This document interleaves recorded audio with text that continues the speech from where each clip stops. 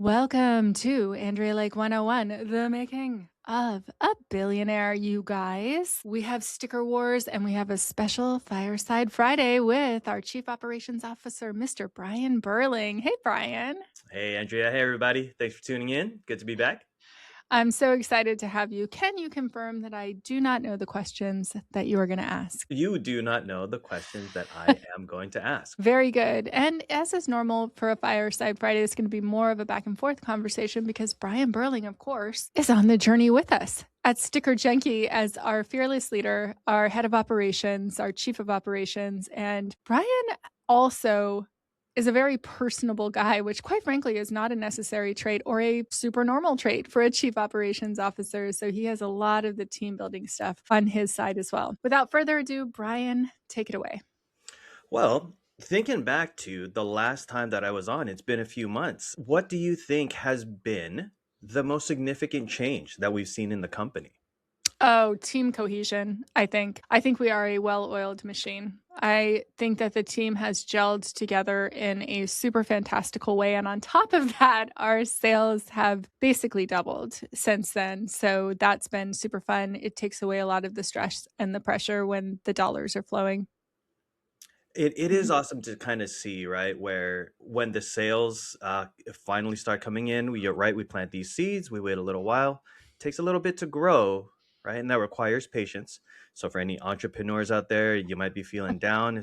I kind of feel like it's worth noting that if you're putting in the work, just wait, keep on watering those seeds. Can you speak a little bit then to that element of patience that's required? Yes, I can. And then I'm going to kick the question right back to you because that is a freaking fantastical point. And in our case, Sticker Checking is like a little bit different. And it's a little bit different because Brian was calling it like the oldest startup in the country, which I thought was very fitting. And so, because we basically knew that we were going to have a successful company because of Brian's background over at Jinx and because of my background with my companies, we actually really put in the work on the front side. We really handled a ridiculous amount of compliance. It is insane that we have general counsel on staff and we're at about 2.2 million in revenue right now. It's crazy the amount of like head of product, a manager of proofs, a manager of design, a developmental organizational manager. Like these are things that you wouldn't normally have in such a small company, but because we were front stacking all of the work, literally we could triple our sales today and barely have a hiccup. But that does require a lot of patience. How was that for you, Brian? It's weird. So despite the let's call it extensive experience that I had over at Jinx and some other companies along the way, there were still it's always exciting to still find new things, right? Yeah. Even if those things are boring, right? Like, no other adjective, but boring for some of this stuff, right? Legal stuff on both the state, the federal level, stuff that as an entrepreneur is not the stuff that you're excited to know about, but you have to, right? So kind of working your way through that, building that understanding, making sure that you get all of the regulatory compliance in place, making sure that your staff is up to speed on that. I feel fortunate with the partnership that we have where you're able to focus on the sales, on the growth that allows me then the time to slow down, look into those things where we need to be compliant and getting all of the right things in place so that it won't be a hindrance moving forward. Right. So when we do start seeing that tidal wave, and I feel like we're already seeing that little bit start of it, right? Then we're prepped for it and it's not overwhelming because it can be. I've seen, unfortunately, so many companies fall under the weight of their own success because they just didn't know how to prepare for it. It's really true. And this is actually going to be the most exciting time for Brian because a lot of the sales that are closing, those were sort of the exciting get the meetings, go to the meetings, do the things. And now we're in the nitty gritty part where they're really doing a lot of organization with Jenny to get done. And now with Brian, Brian is going to be the one that is responsible to keep pace with all of the orders that then flow in from all of these many, many deals, even with new products that we are closing right now. So, how are you feeling with the tidal wave coming for you? That is exciting because that's always been the fun part of my job, right? Is figuring out this new scenario, applying what I've learned in the past, or even figuring out new stuff. And then how do I figure out how to do this new thing that I've never encountered before? that gives me an opportunity to reach out to previous mentors, other people within similar industries, introduce myself, start leveraging their experience, see what it was like for them, see what hurdles they had to overcome along the way, and then see how I can adapt those solutions to what we have going on. So that's fun. That's the kind of thing that really gets my blood pumping. Mhm, Learning those new things, figuring out these solutions, especially the collaborative aspect of it. mhm. You have said thousands of times on this show, and I've said it when I've been on this show. I love our team. Yeah. Right. I feel like everybody's so brilliant. I feel like we have been able to really curate our staff to this group of A players. Right. So then when I'm able to look outside, get some ideas, bring it to the table, run it past the team, see what they think, see what challenges we might have in implementing those solutions, Mhm. that's awesome. Because then when we implement it, then everybody feels like they've played a part in that success, Yep. right? It's not just I'm going to steal your idea and I'm going to take all the credit. All of us are contributing to this larger thing that we're all working toward, and that's awesome. Cool. We actually do something a little bit different that I want to talk about. Obviously, I'm good friends with David Hassel, the founder of 15Five, and we get a lot of feedback. We solicit a lot of feedback from our employees. How do you think that that's helped us to shape the company, Brian? I do think that that's critical for us to have. Mhm, We want that open line of communication. And mhm, at this size in the company, all of the staff really can come to us at any time. We've got a pretty open door policy. mhm. Sometimes the door's closed because yes, we're in other meetings or other calls that need to happen. But knowing that there is that avenue Yeah. that the employees, that the staff, that the team can give us feedback on, I think is valuable because we don't ever want to be that company where people are afraid, right? We need that Yes. feedback. How can we grow? How can we improve things if Mhm, people aren't open and honest with us about really everything, about not just their working conditions, but even the stuff that they got going on outside. We don't need to know all of their personal things. Like, we don't want to pry and be super gossipy about everything. But if they have things going on that they need to deal with, then please tell us about that. We will adjust. If you need some time away from the office, you need some personal time, let us know. We'll figure it out. We'll fill in those gaps when you're gone. And I think that's rare. I wish it wasn't, but mhm. unfortunately, I think that is the case in most of the rest of corporate America. Yeah, I agree with you, and I think that it's because, in general, people are treated like naughty children.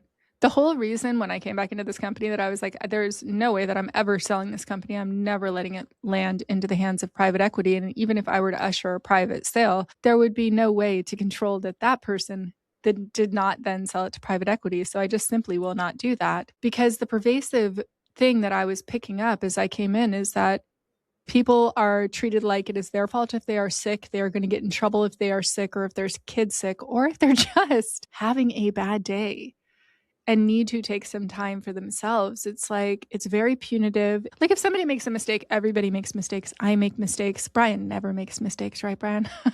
But Not that anyone can find out about. that's right. That's right. But it's so punitive, like in a workplace, and you just lost that employee. You don't have them anymore. If you punish them or if you treat them like a child, certainly, which I see a lot in the American workplace. And I'm like, you guys, what on earth are we doing? And so we find as a team that the more that we empower our employees, the more we ask them what they want, the more that we're sort of catering our workplace to be a truly idyllic place. People just want to be there. Number one. They just want to be there. And then it's not just that they show up, it's that they show up as 100% of themselves. They show up with like full force. We actually really, really, not just me, but the whole team really wants to shift over to a 4-day a week work week with 10 hours a day per day, which you can do in the state of California without hitting overtime laws, we found out. And that's just going to be such a lifestyle improvement that way when everyone comes in, they'll hard charge it. Now, we're not big enough to do that yet, but hopefully by next year we will be. What I do love is that Mhm. if we want to do that, we can do that. Yeah. Right. We don't have to run it by a massive board and get all a vote from the shareholders to move to this kind of business model. I Mhm. do feel that is one of the beautiful advantages of being a small business Mhm. rather than owned by a larger corporation Mhm. who's going to be beholden to the shareholders. rather than Right. to the employees or to the customers. Just having that freedom Mm. to move as we wish, because I have been in some situations where it's not like that. And then despite us being nominally the head of the company, we can't just do whatever we want. Even if we understand that is going to be best for morale, if it's going to be best for even the bottom line, right? That's the thing that kills me in private equity. So, first of all, even as we are right now a small business, but we will conduct ourselves this way when we are an incredibly large business because we will maintain being privately held, even if we're doing $500 million in revenue, even if we're doing 400 or 500 million in revenue, we still will maintain being privately held and have the lifestyle difference. And the weirdest part to me about the consolidation of all things into private equity is that you actually make way fucking more money when you have a happy staff, way more. And you get the utilization of the whole brain of your employees. Like, we have so many employees that are so incredibly talented that were so profoundly underutilized in their previous positions. But now you have all of these people that just get to show up and their ideas are valued, their input is valued. And for a lot of them, it's the very first time in their life that they've been in a workplace where that's the case. And that's just insane to I me. mean, like I said, with our staff, I'm so impressed by them on a daily basis, all of Me the too. ideas that they got flowing. If they had to Mhm. spend any part of their brain energy on trying to just cover their own ass, right? Let me Yeah. make sure that I document this thing so that it can't come back to bite me later. If they're wasting any brain power on that and getting any stress or anxiety from it, then I'm not getting their best, right? So why put them through that sort of thing? Now, I've seen with Yeah. other companies, they do put it out there. They like to use buzzwords like employee centric or employee first mentality. Right. But it seems out in the rest of corporate America, the corporate world, that it tends to be lip service.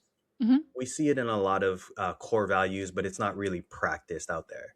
Right. What do you feel are some of the concrete ways that we have convinced our staff that we actually believe that? I think there's a couple of really important ways. The first is financial.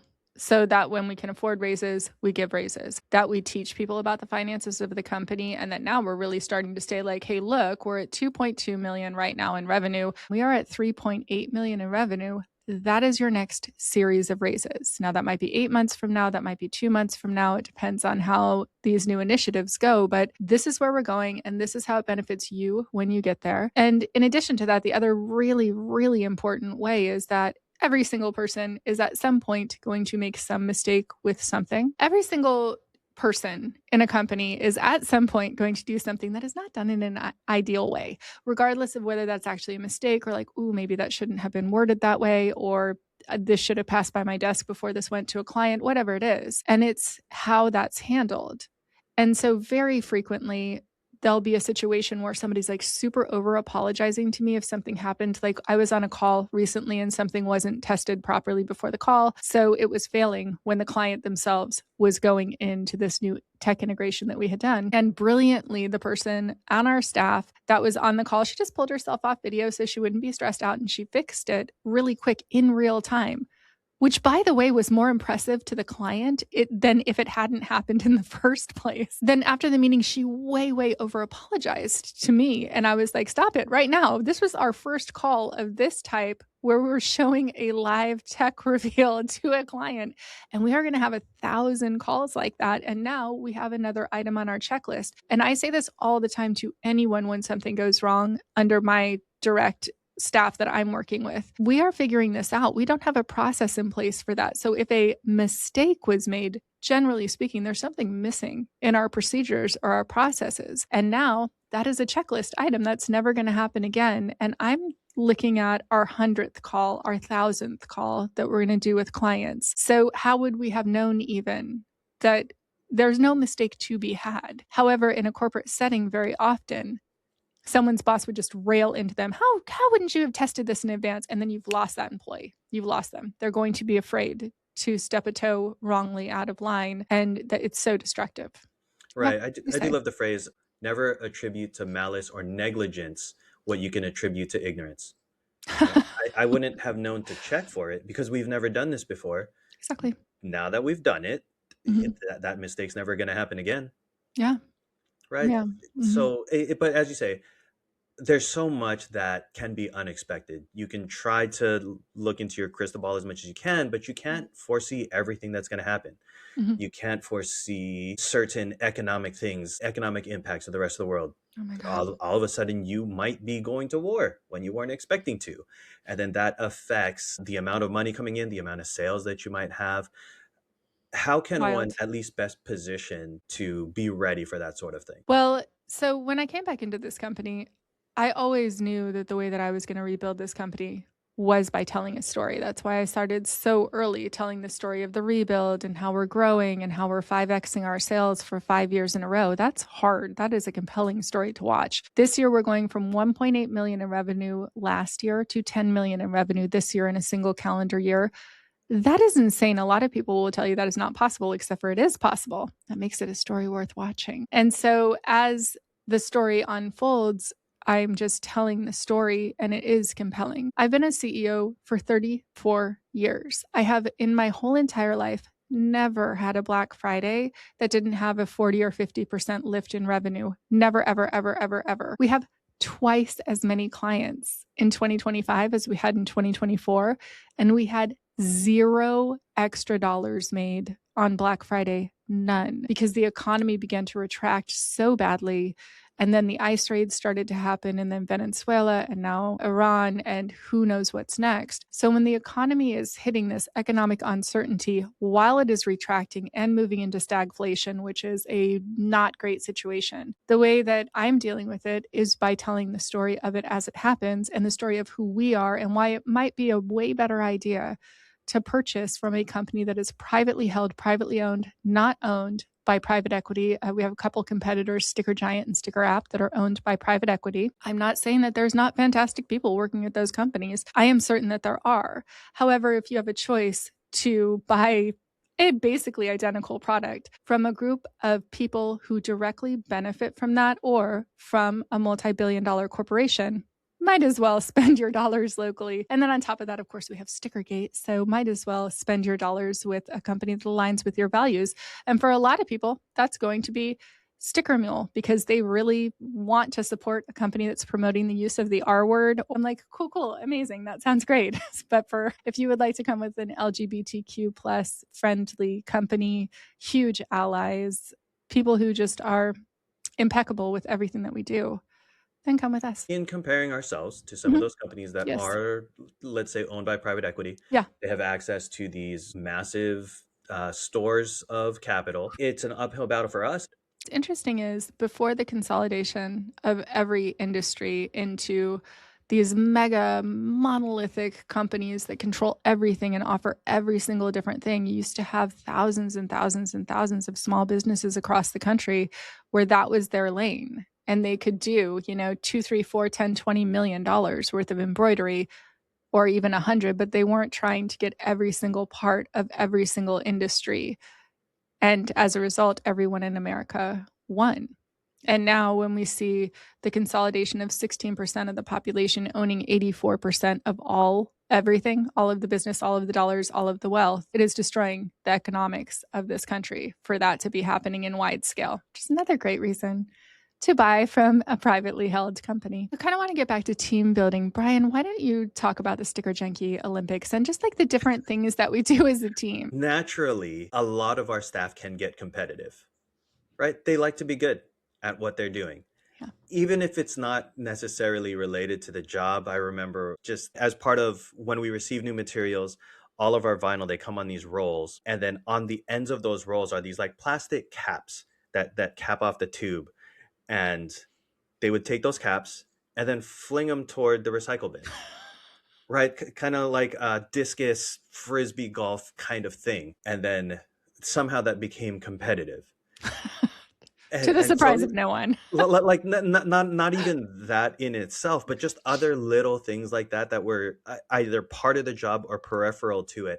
And so naturally they said, hey, let's turn this into a thing. So our first Sticker Junkie Olympics was last year. We Mhm. had, I believe it was 3 events. Most of them were individual events. Mhm. This year, when we instituted it, we also did, we turned it into team events, but they were individual participants. right? So you're a team of was it 3 or was it 4 per team? I think it was 4 per It was team. 4, yeah. Your team of 4, each person on your team would be selected to perform one of the different tasks that were ahead of us. Some of the things that we were doing were Adobe Illustrator trivia. What are the hotkeys? And so our designers who are in and out of Illustrator all Mhm. day long answering trivia about that. We had a challenge, who can pack an order the fastest, Mhm. right? Without mistakes. So we had to make sure that everything in the order was correct. If there were special notes, special instructions, making sure that we filled the order to the exact customer specifications. And much props to Dana, our night manager, for putting it all together. You can see the passion that goes into it, and that's how we spent that Friday afternoon. Mm. We had our group lunch together, which we do every Friday.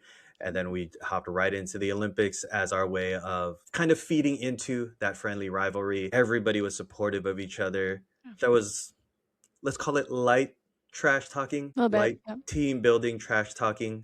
Go, Yeah. yeah, do it. Just do it a little bit slower than we do. That sounds exactly right. That sounds exactly right. And we are so profoundly lucky to have Dana on our staff. She's our night manager and lead mechanic. She's the one that did the murder mystery for our Christmas party, and she coordinates the Olympics. She comes up with the different events. She wears a referee's suit. She works with the outings committee to make sure that it all goes flawlessly. And that's one of the things I think that makes our office is such a fun place to work at. Like with our Friday lunch that Brian was just mentioning, this is a great implementation that almost any small business can do, because I was broke as broke when I started doing Friday lunch, but I basically always did Friday lunch. And I would say, okay, just give me your Trader Joe's order. Like, keep it right at that $6 level. And now when I give the Trader Joe's orders, I'm like, oh, you could get a mango smoothie with that, or you could get some carrot juice with that. Like, really get whatever you want. And then we just all sit around, we have lunch together and chitty chat with each other. And then we usually do a team meeting right afterwards. And it's such an inexpensive way to have a really cool bonding experience. That is such a underrated Oh, totally. value, Yeah. right? And it's not even just where I feel good about, oh, I'm getting my lunch paid for, although that is appreciated once a week. It is that team building. The act of breaking bread together holds it's sacred to me. Like sitting down, because if you think historically, at the time when I'm sitting eating a meal, my defenses are down, right? I'm a Mhm. little bit vulnerable. Yeah. At any time, the wolves can come from the jungle, right? They can attack. And yet we are choosing to take that time to break bread together and share our stories, share our lives together, even for Mhm. just half hour, 45 minutes a week, Mhm. right? It helps, I feel, to build that cohesion. It is, I feel one of the biggest perks that we have is that opportunity to Yeah. connect with all of the awesome people that we have on our staff. Yeah, and then also, this is a key point that I think that people have really appreciated, is that generally speaking, it's like it really is like maybe an hour, hour and a half with the meeting built in. And we always tell people just only take a half hour no matter what. If we go out to eat and it ends up taking us an hour and a half to like drive there, get the food, come back, they still get paid for the extra time. And I know that that can feel daunting when you have a small business, but I am telling you, there's no better way to get a cohesive team that just like loves their jobs than to treat them well, period, to make them happy to be there. Like the thing that always strikes me about Sticker Junkie is the laughter that I hear. It doesn't matter, every single day. There's just people cracking up, cracking each other up while also working really hard. It's really is like the way that all business should be. Like, if you're gonna spend 40 hours of your week somewhere, it should be a pleasurable experience, and it's crazy to me that that is not the way that most entrepreneurs feel and most CEOs feel. So it does seem super obvious. If you treat your people well, then they will treat the company well, they will work well, and then that'll affect your bottom line. Yes, In any industry, right? And you think yes. about a dude who's digging ditches all day. Well, what is the incentive for him? He's working hard. Sometimes he's out in the beating sun.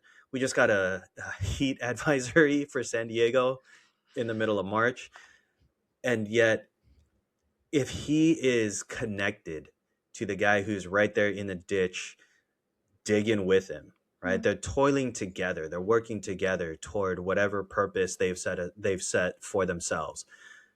They're going to work well if they care about not just the work that they're doing, but the person next to them doing that work. And I think that's the benefit. It's worth far more than a $6 Trader Joe's lunch. It really is. And when you have a leadership team, a C team that cares that you get paid when you're on the team, regardless of where you are on the team, that everyone gets well paid, fairly paid in close proximity to each other, everyone doing well, your team will do anything because they understand. So team cohesion and the other piece of that is living wage share. Yeah, like when you have people at a living wage. Now we're not quite there yet, but we're at $25 an hour minimum is our minimum pay at Sticker Junkie right now, and $32 an hour in San Diego County is a living wage. So we're certainly closer to it. But because our team knows this is when we're going to get there. This is when we're going to get healthcare. This is when everybody will be above a living wage. It does split out from there, but even when it splits all the way out from there, I personally want $85,000 a year to be the lowest that anybody that's worked with us for over a year makes, because that is not just a living wage, that is a comfortable wage in San Diego. Now, are you going to have a roommate when you make $85,000 an hour? I know if you're listening to me in Jackson, Mississippi, you think that's crazy, but baby, we got the beach right next to us here. It's expensive to live in San Diego. It's a very nice place to live. We are not, in fact, under a foot of snow right now, like our friends are in the Northeast. So when you consistently have bosses like Brian, like myself, that are saying and meaning over and over and over again, we want everybody that works at Sticker Junkie to be able to buy a house, travel the world, live their best life, do what they want with their life and their time. Guess how they show up for the 40 hours a week that they're with us? When I was talking to one of the women, I got to give out the raises myself. Poor Brian only sat in on one of them, and they equally are from all of us in the top team. But I was the one this time that got to deliver the good news. And I was saying to this one woman, and she started crying. I said, if you want, she loves books. And I said, if you want to go take a tour of the world for 3 months and go visit all of the coolest used bookstores, antique bookstores in the world, I want that for you. I want for you whatever you want for yourself. I want you to have that kind of life, because guess how that person shows up every day in the office. It doesn't matter what somebody's dream is. I want that for them. And they should be financially benefited in a way that reflects that, to where Brian and I are not going to make more than 7 times on base salary the lowest paid employee, because why would we? Why would a CEO make 471 times their lowest paid employee? And the thing is, I don't think anybody would really care about that if the lowest paid employee was making like $85,000 a year. But why starve people on the bottom? It's crazy to me. It's insane to me. Right. Mm-hmm. Yeah, in any industry, especially an industry like this, which is like, stickers, people kind of fall into stickers and t-shirts in the manufacturing side of it. This isn't really a lot of times what people dreamed that they were going to do with their life. They just came across this industry and were like, oh, this is really cool. I actually always have really loved stickers, obvi. But in this industry, there's a really wide chasm. There just seems to be these companies that are on autopilot, right? They've been humming along for a real long time. And there's a lot of people in the company where we'll get a mechanic that comes out from somewhere, and every single person on my staff knows more than that mechanic. And we just no longer want to deal with companies that are like that. Then we have companies, we just had one come in where the mechanics are blowing us away. We've had a couple recently, just in the last couple months, of mechanics that come in and show us things that our incredibly, very knowledgeable staff did not know that we could do with this equipment. And the mechanics themselves, I mean, these are master technicians. They come in and they're so excited to talk to our team, because generally speaking, when they walk into a print shop, it's just press and play. They're going to figure out whatever was broken with a head on a press or with a laser on a cutting machine, and they're going to fix it and they're going to bounce. But with us, our people are like, tell us more, because we want to know every single thing that we can. So it's been very easy for us to sift and sort who we do and don't want to do business with by their just general level of excitement to come in and work with us, We prefer to work with teams where it's just real human being to real human being, and where they have an actual expertise in the subject, because it's been astounding to us across this whole industry when we talk to people who are reps at different places or even mechanics at different places that just don't have that much product knowledge. And I'm like, this is so weird. Like, why did you not know that this was going to work this way? And conversely, to have people come in who actually created the new materials or invented parts of the machinery that they're working on, and the way that they light up. They talk about that the way that I talk about like a Lego set that I'm building right now. They are so proud. And so it's been a total process over the last couple of years of finding those gems in the rough, but that's who's taking over this industry. All of the sort of former guard of this industry who are just like, it's just on press and play and repeat. I have a feeling that really excited new upstarts are going to come in and take the whole industry over, just like we are. I think this piece you mentioned about just person-to-person contact. Yeah. When these mechanics come into our office, they meet our staff, and then we show interest in what they're doing. Like rabid forms interest. Exactly, right? And then that motivates them to want to do a good job for us. Yeah. Right? Perhaps because they know that we're going to be able to tell if they phone it in. But I don't feel that's it. I feel like they're motivated because they walk in and then they somehow just like our people immediately. I think that is a big piece that's missing when you hear about these companies that are outsourcing customer service. Oh, it's wild. Or even to AI. Yeah. How frustrating. And keep going. Do only that. To all of our competitors, it's a really good idea. Only outsource your customer service to AI. We think that is a very smart idea. You're winning. If you're a competitor of ours, please go ahead and move in that direction. 100% of it. In the meantime, we're going to be struggling to catch up by hanging on to these people who really care about the quality of your order, who make sure that they get all of the details correct, and we make sure that we produce a product that you're going to be happy to open up and receive in your hands. Yeah. And when I had the company Mentor Mojo, which of course didn't launch because very, very, very unfortunately, our CTO actually was murdered and we lost most of the data in that company. But the most interesting part of Mentor Mojo was it was a bunch of interviews with a lot of long-term seasoned serial entrepreneurs that built huge companies.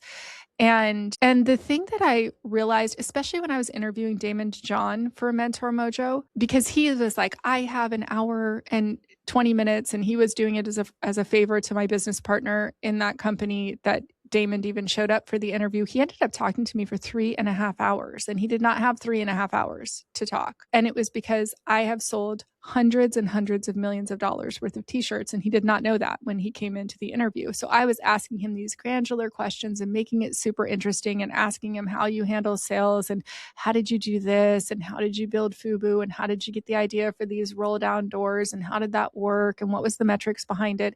It truly is a shame that data got lost when our CTO was lost to us, because it was fascinating. And when he left, he said, I really thought that I even was going to cut this short, but I never get to talk in detail about the nitty gritty of how I did a thing. And I feel like the mechanics, when they come in the door, they feel that same way. They have this expertise that, quite frankly, most people don't find mind-bendingly fascinating, but our people do. They're like, whoa, this little thing, it works like that. How did setting this little software implementation update fix the blue over here? Like all of the little details that you would have to truly be an expert to know. When somebody actually appreciates your expertise, especially in a little known subject, it's fun. I love providing those opportunities for somebody to talk passionately about something they know a lot about. Yeah. Right. Printer repair is not necessarily the party topic, right? that you come out swinging with. But shoot, if I run into you at a party, I kind of want to do that. I want to dig into that thing that you spend 40 hours a week doing, if you're super into it, right? And then tell me those nuances that you get excited about, that new innovations. I love hearing it, not necessarily for the content itself, although that's usually fascinating, but to see that spark. Yeah. Right? When you get the conversation going. That's awesome. Yeah, and a lead technical mechanic at a huge cutting company, they don't usually get somebody looking at them like they're a rock star and they're fascinating and like, whoa, tell me more, tell me more. And so when you give them that opportunity, it's fun for everyone. That does remind me. So Mhm. way back at Jinx, we had a pinball machine, Twilight Zone, Mhm. which and anybody who's in the space, you know that Twilight Zone, that was kind of Yep. a grail machine to have. It was acting up, so we brought in this dude. We called a servicing company. This dude came and he started working on it. And then we were just chopping it up a little bit. Come to find out, he was like pinball champ, national pinball champ for like 10 years, all through the 90s. Wow. Right. And then he's just a dude who came in to fix the machine. And then I was like, yeah, of course he would like know everything about this machine. If he was a champ, Yeah. that's how you get to be the champ, is to know everything, single thing about it. Yeah. So, I mean, you never know, right? Like, don't pass up that opportunity to kind of open up those doors and see how interesting everyone might be. Yeah. It really is true. It really is true. Yeah, we had a guy come in that was like a material guy that invented a material. And he was like, oh yeah, and I worked at Retrauma for a long time. That company doesn't exist anymore. And I was like, whoa, I bought material from Retrauma for like 15 years. And he was like, what? It's fun to have this deep history in a space and lore. Yeah, and I mean, even from Mhm. a just a financial perspective, from Mhm. a entrepreneurship perspective, building those connections with those people, you never know Yeah. if it's going to pay off down Mhm. the line, right? Yes. Andrea and I knew each other since 20 plus years ago. Yeah. You know, for so long, we were just really kind of peripheral, Mhm. tangential, but then stars aligned at some point, and because we kind of just kept that relationship alive, just checking in every once in a while over the Yeah. years, you know, it turned into a thing. Yeah. Yeah, and never burn a bridge if you can help it. If you can help it, do not burn your bridges on the way out. That is a true fact. Sometimes it's not possible, but in general, I feel like it is. And so if you're ever transitioning over to a different system, a different way of doing stuff, keep the connections that you have because especially I feel like most industries are small industries and your paths are going to cross with people. What is next? What's next either for Sticker Junkie or what's next for Andrea Lake? Oh, do you know I'm going to say what's next for me. Okay. So I have a goal right now. My goal is to get Sticker Junkie at least to 10 million in revenue this year. Hopefully, I do believe in my outlier goal of 22 million. I know that that's insane. Okay, you guys, it's 12x up from our 1.8 million in last year, but I do believe that the stars could align for that for us with a whole lot of hard work. And then I'm really looking forward. I'm not kidding. I am so looking forward to a 4-day work week, 10 hours a day. Now, I know for sure that Brian is thinking BS. He doesn't swear, but he's thinking it because I work all the time. But I'm going to do my best to actually have time for myself. Mhm. Absolutely important. Mhm. Yeah, I'm excited. If we want to go for 22, I'm going to do everything I can to support that and get us there as well. I'm sure the team would be excited. And then if Mhm. we happen to land somewhere between 10 and 22, I'm not crying at the end of the day. I'm not crying at the end of the day either. And I'll tell you what, this is the important part of the journey and inviting people on the journey. I'm like, if we get to 7, there will be no tears. Do I think that we're going to get to 10? I sure do. I think that we're going to get above 10. My stretch goal is 22. But like that's the whole beauty of set a goal that's so big that even if you don't hit it, you're okay. My goal last year was to do 2 million in revenue and we did 1.87, which is very close to 2 million. And a lot of people would be like, "Oh, if I just did it." I'm like, "No, zero complaints. Are you kidding me? Went from 438,000 to 1.8 million." So this year, wherever it lands is going to be really, really, really good. And I'm going to have actual time. I would love, do you know what my fantasy is to just like go away and turn my phone completely off for 3 or 4 days and just not have it on at all. That just the thought of that unfortunately gives me a little bit of anxiety. Yeah, I Right. know, right? But excitement, because I see the value of that. Absolutely. What is next for Brian Berling? Wow. Why am I surprised by the question that I asked? I think on a like on a personal level, Mhm, I'm accelerating my fitness journey, putting in a mhm. little bit more time doing some resistance training. I've been fortunate the past like 2 solid months every weekend to be able to go out on a hike, right? Our cost of living out here in San Diego is pretty damn high. right? But for Yes. the advantages that I get for living here, it's kind of awesome to have these trails. Mission Trails Regional Park is 5 minutes from my house. So It's many awesome beautiful. things. Like, who knew that I had this old dam waterfall thing like so close to my house? It's awesome to go out there with my little guy. So looking forward to a lot of that. And then professionally, yeah, doing everything that we can to build this infrastructure to support this growth that we know is coming. Yeah. Yeah, basically the first time I said the number 22 to Brian, he was like, "Well, I'm up for a challenge. The funnest part is when you scale, and that will most certainly be a challenge, and it will be a challenge that mostly it will be distributed across the team. But Brian, as our chief operations officer, there is a whole lot of operations to manage if you're going to 11x or 12x your sales in a single calendar year. To That is say the cuckoo least. pants crazy, to say the least. Yes, it's a lot of logistics going on. Well, as always, the illustrious Mr. Brian Berling. Thanks for coming on. It won't be so long until we do the next one. Happy to be here. Excited to do it again. Awesome. All right, guys, until next time, grab your popcorn, grab your wine, and I will come in piping hot with all of the tea.